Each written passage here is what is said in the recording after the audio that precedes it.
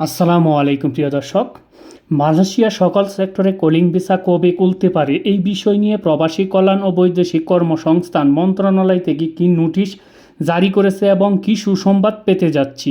এবং ইতিমধ্যে জানুয়ারি মাস থেকে শুরু করে ফেব্রুয়ারি মাস এই 2 মাসে যাহারা মালয়েশিয়ায় গিয়েছেন তাদের মধ্য থেকে 900 জনকে মালয়েশিয়ার এয়ারপোর্ট থেকেই ফেরত পাঠানো হয়েছে কেন এবং তাদের কি অপরাধ ছিল যে কারণে সাথে সাথেই 900 জনকে দেশে পাঠানো হলো। এমন ভুলগুলো যেন আপনি না করেন বা আপনি কিভাবে এড়িয়ে চলবেন এই সব বিষয় নিয়ে সাজানো আজকের ভিডিও। তাই ভিডিওটি অনেক গুরুত্বপূর্ণ হতে চলেছে, স্কিপ না করে সম্পূর্ণ ভিডিওটি কন্টিনিউ করুন। তাই ভিডিওটি না টেনে সম্পূর্ণ দেখতে থাকুন। নিত্য নতুন এমন ভিডিওর আপডেট পেতে মিস্টেক পয়েন্ট ইউটিউব চ্যানেলটি সাবস্ক্রাইব করে পাশে থাকার বেল আইকনটি অন করে রাখুন, সবার আগে আপডেট নোটিফিকেশন পেয়ে যাবেন। অলরেডি সাবস্ক্রাইব করে থাকলে আপনাকে অসংখ্য ধন্যবাদ। তো চলুন শুরু করি আজকের ভিডিও। আমরা প্রথমেই আলোচনা করি যে প্রবাসী কল্যাণ ও বৈদেশিক কর্মসংস্থান মন্ত্রণালয় থেকে কি নোটিশ জারি করেছে, মালয়েশিয়া ভ্রমণ ইচ্ছুক প্রবাসীদের জন্য কি আশার বাণী হতে যাচ্ছে। তো চলুন আমরা সেই নোটিশটা দেখে আসি। এই যে আপনারা স্ক্রিনে দেখতেছেন যে নোটিশটা এইটাই হচ্ছে যে তারা প্রকাশ করেছে। আমি একটু বড় করে দেখাই এখানে তারা কি বলছে, সম্পূর্ণ আমরা আপনাদেরকে পড়ে শোনাচ্ছি। গণপ্রজাতান্ত্রিক বাংলাদেশ সরকার প্রবাসী কল্যাণ ও বৈদেশিক কর্মসংস্থান মন্ত্রণালয় প্রবাসী কল্যাণ ভবন, ইস্টার্ন গার্ডেন, রমনা, ঢাকা। এখানে বলছে যে বিষয় হচ্ছে প্রবাসী কল্যাণ ও বৈদেশিক কর্মসংস্থান মন্ত্রণালয়ের মাননীয় উপদেষ্টা মালয়েশিয়া সফর সম্পর্কে তারা একটা নোটিশ জারি করছে 26শে ফেব্রুয়ারি 2025 সালে। এখানে এই যে নোটিশটা মানে সূত্রটা এত সালে ছিল আর এটা তারা প্রকাশ করছে এই যে এখানে দেখেন 10ই মার্চ 2025 সাল তারা এটা প্রকাশ করছে 15ই ফাল্গুন। এখন এখানে কি বলছে আমরা একটু সম্পূর্ণ পড়ে আপনাদেরকে শোনাচ্ছি। উপযুক্ত বিষয় ও সূত্র সারফের পরিপ্রেক্ষিতে জানানো যাচ্ছে যে মালয়েশিয়া সকল সেক্টরের জন্য বাংলাদেশের শ্রম বাজার চালুকরণ এবং অভিবাসন সংক্রান্ত সামগ্রিক বিষয়ে দ্বিপাক্ষিক আলোচনার নিমিত্তে মার্চ 2025 সালের দ্বিতীয় সপ্তাহে মন্ত্রণালয়ের মাননীয় উপদেষ্টা সম্ভাব্য মালয়েশিয়া সফর সংক্রান্ত প্রস্তুতি গ্রহণের জন্য উপযুক্ত স্মারকে অনুরোধ করা হয়।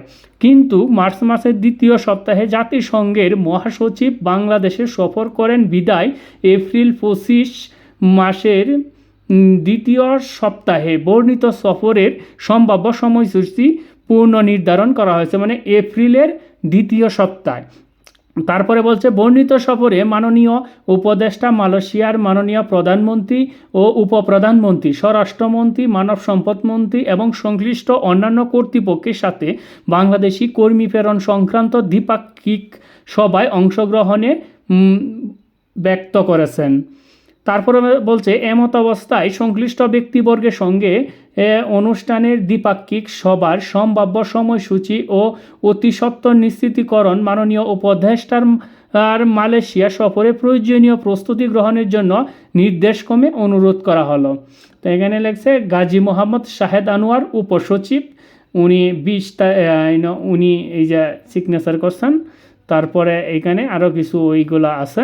যাই হোক প্রিয় দর্শক, এই যে আপনারা দেখলেন যে স্মারকলিপিটা বা আপনারা নোটিশটা, সেই নোটিশটা হচ্ছে যেন বাংলাদেশের যে মালয়েশিয়ার যে শ্রম বাজার, সেই শ্রম বাজারে যেহেতু মালয়েশিয়ার ভিসাগুলো বন্ধ আছে, সেই শ্রম বাজারকে ধরে রাখার জন্য এবং ভিসা জটিলতা কাটিয়ে ওঠার জন্য মানে সকল প্রবাসীদের জন্য যেন ভিসা উন্মুক্ত করে দেওয়া যায়, সেই উদ্দেশ্যে কিন্তু এই মার্চের দ্বিতীয় সপ্তাহের দিকে তার সফরের কথা ছিল। যেহেতু জাতিসংঘের মহাসচিব বাংলাদেশ সফর করবেন, সেজন্য তার এই সফরটা পিছিয়ে এপ্রিলের দ্বিতীয় সপ্তাহ পর্যন্ত করা হয়েছে, মানে এপ্রিলের দ্বিতীয় সপ্তাহের মাঝে যাইবে গিয়ে যে শ্রমবাজার বিষয়টা নিয়ে কলিং ভিসা সহ সকল সেক্টরের ভিসা যেন স্বাভাবিককরণ করে দেওয়া হয়, সবার জন্য যেন খুলে দেওয়া হয়, সেই বিষয়টা নিয়েই আলোচনা করবে। এইটাই হচ্ছে সবচেয়ে বড় একটা আপডেট। যারা মালয়েশিয়া ভিসা প্রত্যাশীরা আছেন তাদের জন্য সবচেয়ে বড় সুখবর হতে যাচ্ছে। তাহলে আশা করা যায় যেন এই বৈঠকের মাধ্যমে অবশ্যই ভালো একটা সুসংবাদ আসবে। এই সুসংবাদের বিপরীতে আরও দুঃসংবাদও বাংলাদেশের জন্য ইতিমধ্যে রয়ে গেছে। এখন আমরা আলোচনা করব যে কেন 900 জন প্রবাসীকে মালয়েশিয়া এয়ারপোর্ট থেকে বাংলাদেশে পাঠালো, কেন, তাদের কি অপরাধ ছিল, সেই বিষয়টা নিয়ে বুরের পাতা একটা নিউজ করছে। সেই বুরের পাতা নিউজটা কোথায় দেখেন, 12ই মার্চ, এই আজকেই নিউজটা করছে, 12ই মার্চ 2025, 27শে ফাল্গুন 1431। ওনারা করছে কি নিউজটা আমরা একটু দেখি। 2 মাসে 900 যাত্রীকে বিমানবন্দর থেকে ফেরত দিয়েছে মালয়েশিয়া। তাহলে আমরা একটু বিস্তারিত আপনাদেরকে পড়ি। এখানে ইমিগ্রেশন থেকে ফেরত দিয়েছে চলতি বছরের জানুয়ারি ও ফেব্রুয়ারি 2 মাসে ভিজিট ভিসায়। এই দেখেন এইখানে একটা বিষয় লাগেন, ভিজিট ভিসায় 900 জন যাত্রীকে বিমানবন্দর থেকে ফিরিয়ে দিয়েছে মালয়েশিয়া। সীমান্ত সুরক্ষা ও নিয়ন্ত্রক সংস্থা মোট 2654 বিদেশিকে জিজ্ঞাসাবাদ এবং কাগজপত্র পরীক্ষার পর তাদের মধ্য থেকে প্রকৃত পর্যটক নন এমন 900 জনকে দেশটিতে প্রবেশের অনুমতি দেয়নি। সন্দেহভাজকদের মধ্যে শতকরা হিসাবে 34% যাত্রীকে বিমানবন্দর থেকে আটক করা অথবা ফিরিয়ে দেওয়া হয়েছে। আর এই যাত্রীর মধ্যে বড় সংখ্যক হচ্ছে বাংলাদেশি, যাদের চাকরির কথা বলে ভ্রমণ ভিসা বা ভিজিট ভিসায় মালয়েশিয়ায় পাঠিয়েছিল দুই দেশের এই দালাল চক্র। এই বিষয়ে শ্রম অভিবাসন বিশেষজ্ঞরা বলেছেন যে এই অবৈধ প্রক্রিয়ায় বাংলাদেশি ও মালয়েশিয়ার অসাধু ব্যক্তি বা অপরাধ চক্র জড়িত। এক্ষেত্রে দুই দেশে বিমানবন্দরের দায়িত্বরতদের একটি গ্রুপও জড়িত বলে বিভিন্ন সময় প্রমাণও মিলেছে। এটা তো অবশ্যই আছে, বাংলাদেশে টাকা দিলেই ইমিগ্রেশন ক্রস হয়ে যায়। যাই হোক, এইগুলা নিয়ে কথা বলতে চাচ্ছি না, এখন কতটা উন্নত হয়েছে জানি না। শেখ হাসিনার আমলে টাকা দিলেই সব কিছু সম্ভব হয়েছে, এটা আমি নিজে সাক্ষী, অন্যজনের কথা হইতেছে বাদই দিলাম। বিশেষ করে মালয়েশিয়া সরকার সে দেশের বিমানবন্দরে বিভিন্ন সময় অভিযান চালিয়ে সরকারি কর্মচারীদেরকে জড়িত থাকার প্রমাণ পায় এবং তাদের গ্রেফতারের উদাহরণও আছে। যদি বাংলাদেশে সেই অর্থে দায়িত্বরত অসাধুদের বিষয়ে খুব একটা পদক্ষেপ নেই, এটা তো নেই। বিশ্লেষকরা বলছেন যে একই সঙ্গে কর্মীদের সচেতন হতে হবে, জানতে হবে নিয়মকানুন ও শ্রম বাজার বন্ধ নাকি খোলা আছে সেই তথ্য জানা খুব সহজ। তারপর চক্রের কপ্পরে পড়ে কর্মীরাও অবৈধ পদে পা বাড়ান, আর শেষ পর্যন্ত সবচেয়ে বেশি ক্ষতিগ্রস্ত কিন্তু কর্মীরাই হন। অবৈধ উপায়ে বা ভুয়া পরিচয়ে মালয়েশিয়া প্রবেশের চেষ্টা করায় বাংলাদেশিদের মধ্যে উল্লেখযোগ্য হলো গত 19শে ফেব্রুয়ারি 45 জনকে ফেরত পাঠায় দেশটির বিমানবন্দর কর্তৃপক্ষ। কুয়ালালামপুর আন্তর্জাতিক বিমানবন্দরে সন্দেহভাজন ঘোরাফেরা করা 68 জন বিদেশিকে আটক করে মালয়েশিয়া সীমান্ত নিয়ন্ত্রক ও সুরক্ষা সংস্থা AKPS, এদের মধ্যে 45 জন বাংলাদেশি। AKPS বিবৃতিতে জানায় আটকরা মূলত পর্যটক হিসেবে প্রবেশের দাবি করলেও তারা ইমিগ্রেশন কাউন্টারের দিকে এগোয়নি, বরং বিমানবন্দরের খাবারের দোকান ও অন্যান্য জায়গায় ঘোরাফেরা করছিল এবং বিশেষ কারোর জন্য অপেক্ষা করছিল বলে সন্দেহ করা হয়। পাকিস্তানে 16 জন, বাংলাদেশে 45 জন, ভারতের 7 জনকে KLIA ইমিগ্রেশন অপারেশন অফিসে নিয়ে যাওয়া হয়। কাগজপত্র যাচাই বাছাই শেষে তাদের মালয়েশিয়া প্রবেশের অনুমতি না দিয়ে নোটিশ টু লিভ NTL দিয়ে নিজের দেশে ফেরত পাঠানো হয়। 24শে জানুয়ারি ভুয়া পরিচয়ে বিভিন্ন কাজের উদ্দেশ্যে মালয়েশিয়া প্রবেশকালে কুয়ালালামপুর আন্তর্জাতিক বিমানবন্দরে আটক হয় 12 জন বাংলাদেশি। তাদের আটক করে KLIA ইমিগ্রেশন পুলিশে জানায় 12 বাংলাদেশি মালয়েশিয়া ফিশারিজ একাডেমির প্রশিক্ষণার্থী সেজে দেশটিতে প্রবেশের চেষ্টা করেছিলেন। তারা একটি আমন্ত্রণপত্র প্রদর্শন করে যাচাই করে দেখা যায় আমন্ত্রণপত্রটি ভুয়া। এরপর তাদের আটক করা হয়। এ ব্যাপারে মালয়েশিয়া ফিশারিজ একাডেমির পক্ষ থেকে 25শে জানুয়ারি একটি বিবৃতিতে বলা হয়, বাংলাদেশি কোনো ব্যক্তিকে মালয়েশিয়ায় ফিশারিজ একাডেমিতে প্রশিক্ষণের জন্য আমন্ত্রণ জানানো হয়নি।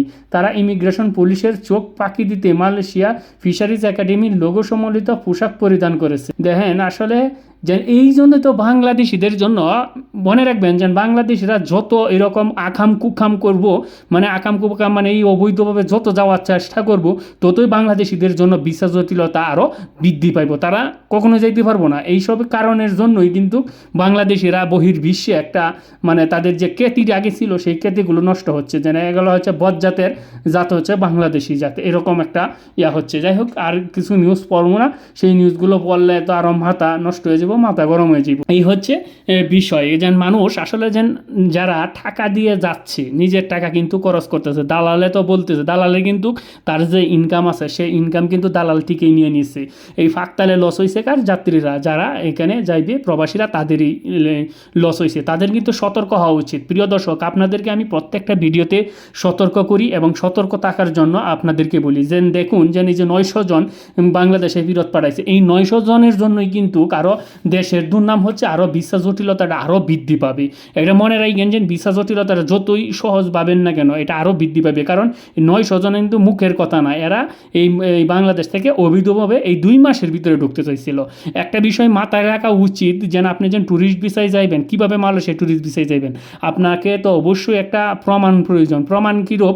যেন আপনি যদি ইতিমধ্যে অন্যান্য দেশ ভ্রমণ করেন, যেমন ভারত, নেপাল, ভুটান, এই শ্রীলঙ্কা, এইসব রাষ্ট্র যদি আপনি ভ্রমণ করার মতন আপনার ট্যুরিজমের কোনো আপনার এই ইমিগ্রেশন সিল থাকে, তখন আপনি আপনার ট্যুরিস্ট ভিসায় যে কোনো রাষ্ট্রে যাওয়ার জন্য আপনি যোগ্য। আপনি হুট করে মালয়েশিয়া ঢুকে যাইবেন, আপনার পাসপোর্টে কোনো কিছুই নাই, সিল নাই, একটা আপনার মালয়েশিয়া প্রথম। এটা কি মানুষে কি বুকা? মানুষ তার বুকা না, সবাই বুঝে।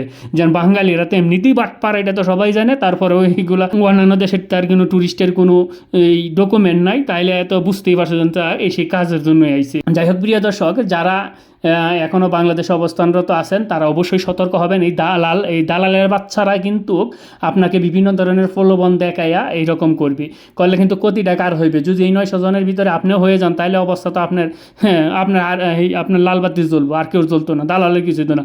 দালাল কিন্তু আপনার কাছ থেকে টাকা কামিয়ে নিছে। যাই হোক প্রিয় দর্শক, সবাই সতর্ক থাকবেন, সাবধানতা অবলম্বন করবেন। আজকে এবারের মতন বিদায় নিব, দেখা হবে পরবর্তী ভিডিওতে। ধন্যবাদ সবাইকে।